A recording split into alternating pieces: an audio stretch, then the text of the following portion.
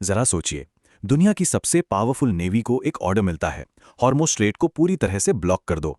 मतलब न कोई जहाज अंदर न कोई बाहर। सुनने में तो बड़ा सीधा साधा मिशन लगता है ना? पर मजे की बात यह है कि वो ऐसा कर ही नहीं सकते। सवाल यही है, आखिर क्यों?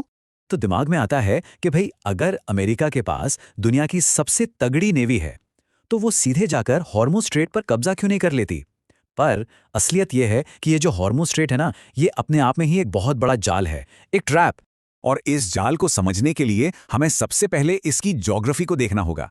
देखिए, हॉर्मुज़ स्ट्रेट एक बहुत ही तंग रास्ता है और यही इसकी खासियत भी है और सबसे बड़ा खतरा भी। तो इस रास्ते की पहली और सबसे जरूरी बात कि इसमें अंदर जाने का सिर्फ और सिर्फ एक ही रास्ता है, बस एक। ये एक चोक पॉइंट है, मतलब यहां से गुजरना मजबूरी है। और जो चीज़ इसे और भी ज्यादा खतरनाक बना देती है वो ये है कि बाहर निकलने का भी रास्ता वही है, कोई दूसरा एग्जिट है ही नहीं। मतलब जो अंदर गया उसे उसी रास्ते से वापस भी आना पड़ेगा। चलिए, अब इस जाल के दूसरे हिस्से पर नजर डालते हैं। इस स्ट्रेट के ठीक बगल में है ईरान की कोस्ट लाइन और वहां पर खड़े हैं ज़ैग्रोस माउंटेन्स। और ये सिर्फ पहाड़ नहीं है, ये एक नेचुरल किला है, एक कुदरती किला। ये जो ज़ाग्रोस पहाड़ हैं, ये नुकीली गुफाओं, खुफिया ठिकानों और मजबूत फौजी बंकरों से भरे पड़े हैं। मतलब ईरान को एक ज़बरदस्त स्ट्रेटेजिक एडवांटेज मिलता है यहाँ।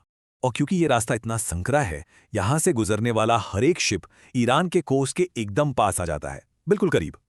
और बस यहीं से असली खेल शुरू होता है। ये वो पॉइंट है जहां अमेरिकन नेवी की सबसे बड़ी ताकत ही उसकी सबसे बड़ी कमजोरी बन जाती है। हाँ, बिल्कुल सही सुना, ताकत ही कमजोरी बन जाती है।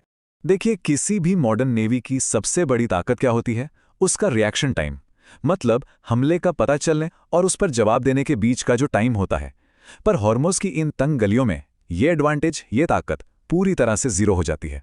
तो यहाँ एक बड़ा मजेदार पैराडॉक्स देखने को मिलता है। अमेरिका अपने बिलियंस ऑफ डॉलर्स के जंगी जहाज, अपने डिस्ट्रॉयर्स लेकर हॉर्मुज़ में घुसता तो है, लेकिन कोस्ट के इतने करीब होने की वजह से उनके पास रिएक्ट करने का टाइम ही नहीं बचता। तो अब सिचुएशन को इमेजिन कीजिए।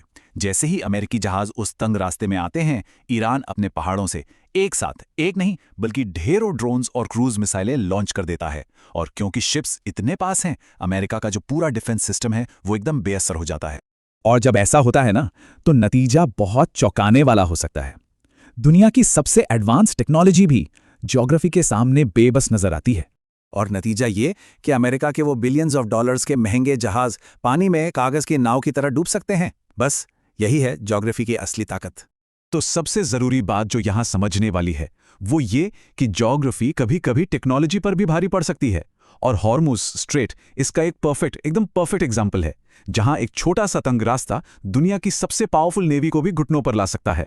और ये सारी बात हमें एक बड़े सवाल पर लाके छोड़ देती है कि क्या ज्योग्राफी हमेशा टेक्नोलॉजी से ज्यादा ताकतवर होती है? ये एक ऐसा सवाल है जिसके बारे में सोचना तो बनता है।